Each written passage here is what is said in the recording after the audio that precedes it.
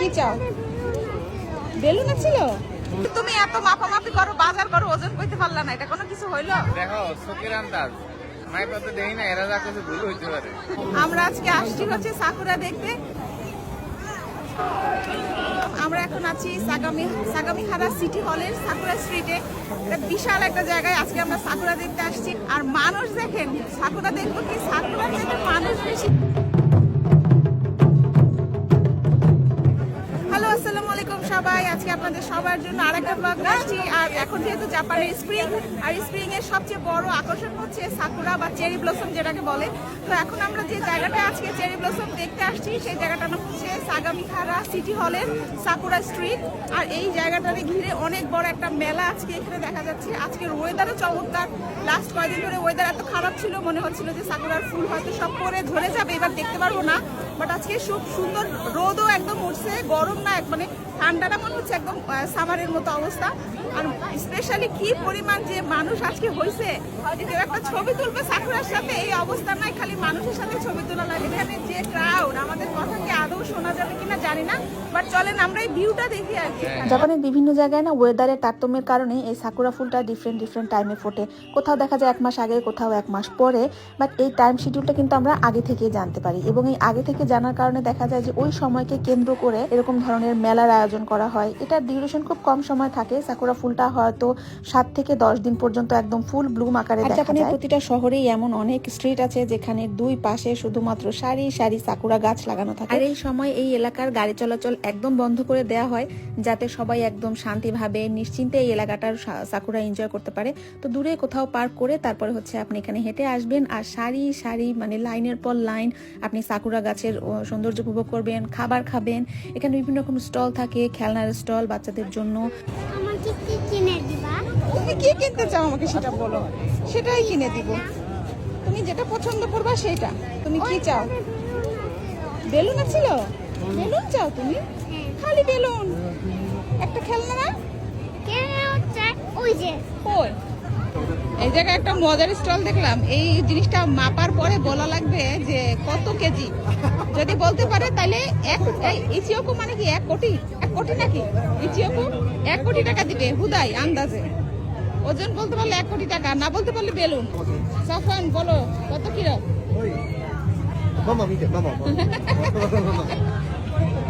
তো সাফান দোনো গুরাই 何キロだろう。 নাম কিলো? そう正解。正解。 সামনে এখন বলবে কত কিলো। 話すよ。話すよ。 বলো সামনে। এবার পাপা বলো কত কিলো, একুরেট বলো। 16 কিলো। 10 কিলো। সাফান নাও।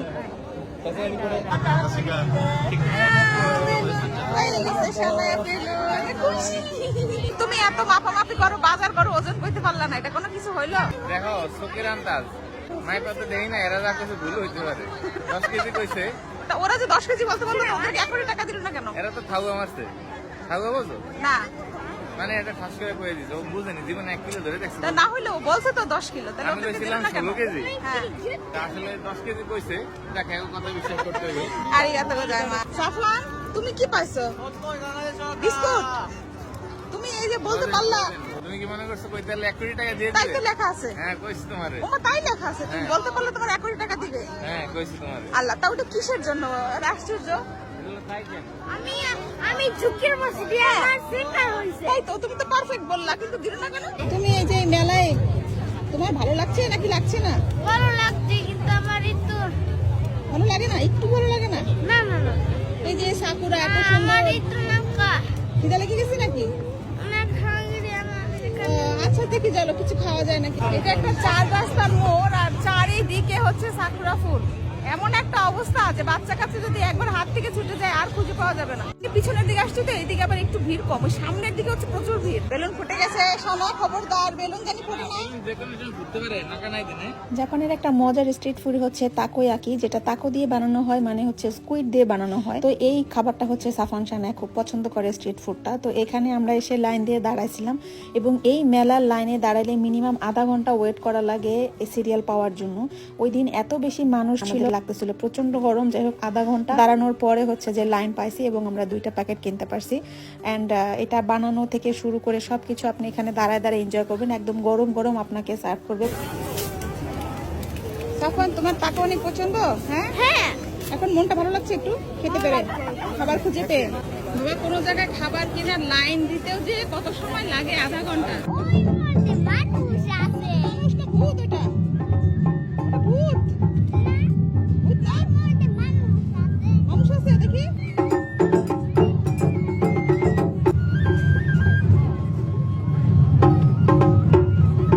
এখন আমি একটা ভূত দেখলাম। সিটার পরে সিটা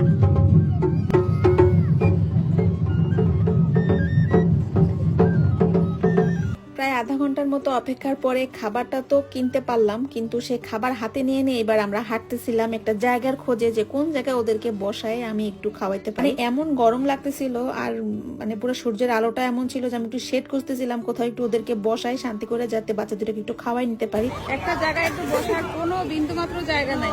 অবশেষে এই যে বসছে আমার বাচ্চা দুটো। ও সাফওয়ান সানায়া, খুশি লাগছে নাকি খুশি লাগছে না? বুঝছি লাগছে খুশি লাগছে? বাবা কোথায় গেছে সানায়া? ফ্লাইট পটেটো আনতে গেছে ভাই কোথায় তো? প্রচুর খুশি না? হ্যাঁ কার পছন্দের খাবার? হাত তুলো। কে খাবে? কিন্তু এত গরম, কেমনে খাবা?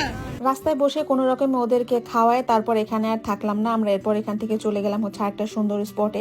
আর এই জায়গাটা হচ্ছে একটা ক্যাম্পিং জো বা ক্যাম্প সাইট বলে যেটাকে, খুবই সুন্দর একটা জায়গা। একপাশে নদী আর একপাশে হচ্ছে যে রাস্তা, এরকম সুন্দর সারি সারি সাকুরা।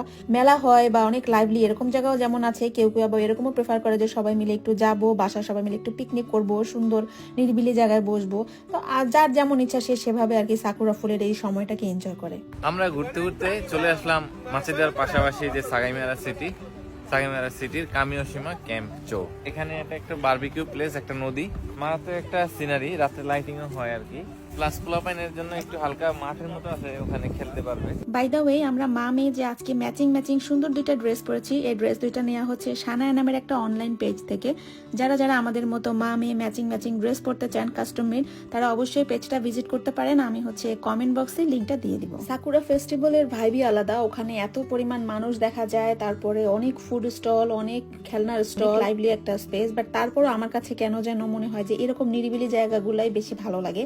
এরকম নিরিবিলি যে একটা জায়গায় আসবো, বাসার থেকে খাবার নিয়ে এসে এখানে পিকনিক করব, 4 জন মিলে, বাচ্চারা খেলবে, অত ক্রাউড আমার ভালো লাগে না, আমার বাচ্চাদের ভালো লাগে। তো এই জায়গায় এসে আসলে আমরা বেশি এনজয় করছি ওই মেলার চাইতে। তখন প্রায় বিকেল হয়ে গেছে, আমরা আর কিছুক্ষণ এখানে ছিলাম। এরপরে যখন আস্তে আস্তে বাতাস শুরু হলো, আমরা তারপরে বাসায় চলে গেলাম। এই তো আজকের ব্লগটা এই পর্যন্তই। হোপফুলি আপনাদের আজকের ব্লগটা ভালো লাগছে, ভালো লাগলে একটা লাইক দিয়ে দিন। সবাই ভালো থাকবেন, অন্য কোনো ব্লগ নিয়ে দেখা হবে। আজকের মতো আল্লাহ হাফেজ।